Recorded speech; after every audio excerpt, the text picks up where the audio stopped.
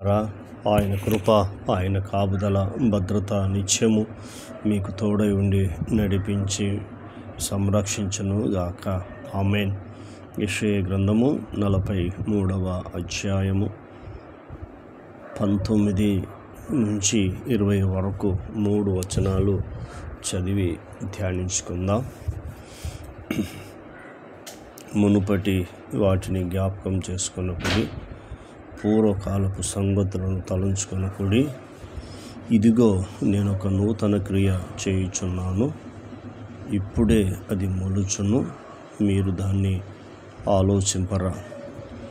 నేను అరణ్యంలో త్రోవ కలగజేయుచున్నాను, ఎడారులో నదులు పారజేయుచున్నాను. నేను ఏర్పరచుకొనిన ప్రజలు త్రాగుటకు అరణ్యములో నీళ్లు పుట్టించుచున్నాను, ఎడారులో నదులు కలగజేయుచున్నాను. అడవి జంతువులను, అడవి కుక్కలను, నిప్పుకోళ్లను నన్ను ఘనపరచెను. ప్రభుకు స్తుతి మహిమ కలుగునుగాక. ఆమేన్. ఇశ్రాయేలు ప్రజలకు యెషయా ప్రవక్త ద్వారా ఈ మాటలు తెలియచేయమని రాస్తున్నాడు. నిజమే, మనిషి యొక్క జీవితం, మనిషి యొక్క బుద్ధి ఏంది అంటే ఎప్పుడు కూడా మునుపటి వాటిని జ్ఞాపకం చేసుకుంటాడు, పూర్వకాల సంగతులను తలంచుకుంటారు. ఒకసారి ఆలోచించేయండి, మునుపటి వాటిని జ్ఞాపకం చేసుకున్నప్పుడు గొడవలు అవుతాయి. పూర్వకాలపు సంగతులు తలంచుకుంటున్నప్పుడు గొడవలు అవుతాయి. అందుకే చూడు, క్రైస్తవ కుటుంబాల్లో శాంతి, సమాధానం, నెమ్మది లేదు. ఎక్కడ చూసినా గొడవలు, కొట్లాటలు, విడిపోవడం, విడాకులు తీసుకోవడం, ఒకరికొకరు నష్టపరుచుకోవడం, ఒకరికొకరు బాధపరుచుకోవడం, ఇవే జరుగుతున్నాయి. కొన్ని కుటుంబాల్లో ఇంట్లో ఉంటారు భార్యాభర్తలు, కానీ సమాధానం లేకుండా ఉంటారు. ఒకరికొకరు సమాధానం లేకుండా, భార్యాభర్తల మధ్యలో సమాధానం లేకుండా, అన్నదమ్ముల మధ్యలో సమాధానం లేకుండా, తండ్రి కొడుకుల మధ్యలో సమాధానం, అత్తా కొడుకుల మధ్యలో సమాధానం లేకుండా ఇష్టానుసారంగా మాట్లాడుతూ ఇష్టానుసారంగా చేస్తున్నారు. మరి ఇలాంటి వారికి దేవుడు ఎలా చేస్తాడు నూతన కార్యాలు? ఒకసారి మిమ్మల్ని మీరు ఆలోచించుకోండి. ఆయన చెప్తున్న మాట, మునుపటి వాటిని జ్ఞాపకం చేసుకొనకుడి, పూర్వకాలపు సంగతులను తలంచుకొనకుడి. జ్ఞాపకం చేసుకొనకుడి, తలంచుకొనకుడి. 2 విషయాలు ప్రభువారు చెప్తున్నాడు. కంపల్సరీ జ్ఞాపకం చేసుకుంటే తలంచుకుంటావు, జ్ఞాపకం చేసుకోవాలనుకో అవి తలంచుకోలేవు. ఇప్పుడు చెప్తున్నాడు, ఇదిగో నేను ఒక నూతన క్రియ చేయుచున్నాను, ఇప్పుడే అది మొలుచును, మీరు దాన్ని ఆలోచింపరా. ఇదిగో నేను ఒక నూతన క్రియ చేస్తున్నాను. ఏం చేస్తున్నాను? నేను ఒక నూతన క్రియ చేస్తున్నాను, ఇప్పుడే అది మొలుచును, మీరు ఆలోచింపరా అంటున్నాడు. దేవుడు ఎప్పుడు కూడా నూతన క్రియలు, నూతన కార్యాలు చేసే మన దేవుడు, మన యేసయ్య. కాబట్టి అద్భుతమైన దేవుడు, ఆశ్చర్య కార్యములను చేసే మహాదేవుడు ఆయన. కాబట్టి మనం పరీక్షించుకుందాం, మనం ఆలోచించుకుందాం. ఈ మహాదేవునికి కృతజ్ఞతలు, స్తోత్రములు చెల్లిద్దాం. ఎందుకంటే నూతన క్రియ చేస్తానని వాగ్దానం చేశాడు. ఏంటి ఆ నూతన క్రియ? మనం చూద్దాం.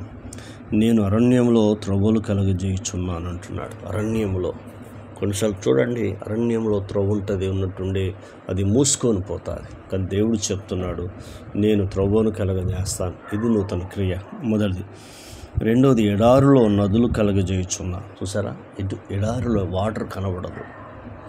ఎడారిలో ప్రయాణించేవారు చూడండి, వాటర్ తీసుకుపోయిన తర్వాత వాళ్ళు తాగడానికి దాహమవుతున్నప్పుడు, ఎందుకంటే ఆ ఎడారిలో నడిచేది ఒంటెలే కాబట్టి ఒంటెలు చంపుకొని తన గుండె కింద తిత్తి ఉంటుంది, ఆ తిత్తిని తీస్తారు. ఇంచుమించు 3 లీటర్ల నీళ్ళు వెళ్తాయి. ఆ నీళ్ళు తాగుతారు. ఒక జంతు ప్రాణాన్ని తీసిన తర్వాత వీళ్ళ ప్రాణాన్ని దాహం తీర్చుకుంటారు. కాబట్టి దేవుడు చెప్తున్నాడు, ఎడారులో నేను నదులు కలగజేస్తానంటున్నాడు.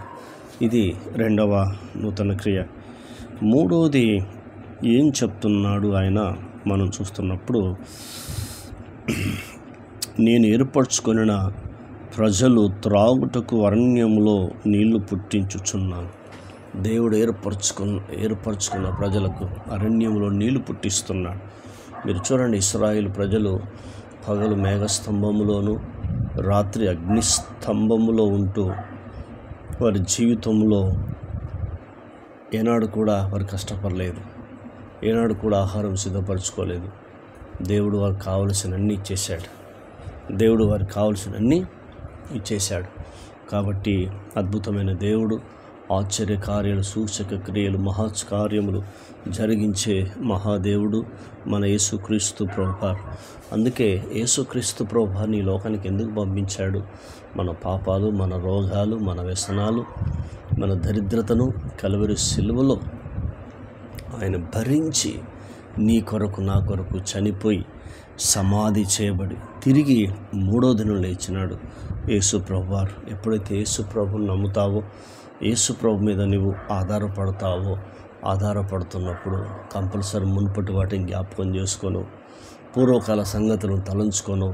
అవి జ్ఞాపకం చేసుకుంటే గొడవలు అవుతాయి, కొట్లాట్లు అవుతాయి, విడిపోతారు, కక్షలు పెరుగుతాయి, అసూయ పెరుగుతుంది, భేదాలు పెరుగుతాయి, మధ్యలో ప్రేమ తొలగిపోతుంది. కాబట్టి యేసుక్రీస్తు నమ్ముకున్న నీవు వాటిని జ్ఞాపకం చేసుకోకుండా యేసుప్రభుని జ్ఞాపకం చేసుకో. యేసుప్రభు కృపను, యేసుప్రభు ప్రేమను, యేసుప్రభు దయను జ్ఞాపకం చేసుకొని ఇతరులకు పంచుతూ ఉంటే కంపల్సరీ దేవుడు నిన్ను ఉన్నతమైన స్థితిలోనికి తీసుకొస్తాడు. మరి తీర్మానం చేసుకుందాం, ప్రార్థన చేసుకుందాం. విన్న మాటలు బట్టి ప్రభుకు మనం కృతజ్ఞతలు చెల్లిస్తాం. కన్న తండ్రి, నీకు వందనాలు. విన్న మాటలు దుష్టతకు పోకుండా సహాయం చేయండి. ఈ మాటల ద్వారా మీరు మమ్మల్ని ధైర్యపరిచినందుకు వందనాలు. మీరు మమ్మల్ని ఓదార్చినందుకు మీకు స్తోత్రాలు. అయా, మీ నామానికి నిరంతరం మహిమ తెచ్చుకోమని అడుగుతున్నాం. ఈ మాటలు దుష్టతకు పోకుండా సహాయం చేయండి. మునుపటి వాటిని జ్ఞాపకం చేసుకోవద్దన్నావు, పూర్వకాలం సంగతులు తలంచుకొనవద్దని చెప్పావు. ఇదిగో ఇప్పుడే నేను ఒక నూతన క్రియ చేయబోతున్నానని చెప్పావు. అందుకు మీకు స్తోత్రాలు, మీకు వందనాలు చెల్లిస్తున్నాం. మా జీవితంలో నూతన క్రియ మీరు చేయబోతున్నందుకు మీకు స్తోత్రాలు. అయ్యా, మీకు వందనాలు చెల్లిస్తున్నాం. మీకు లెక్కలేని స్తుతులు, స్తోత్రములు, వందనములు చెల్లిస్తున్నాం తండ్రి. ఆశ్చర్యకరుడా, నీకు స్తోత్రాలు.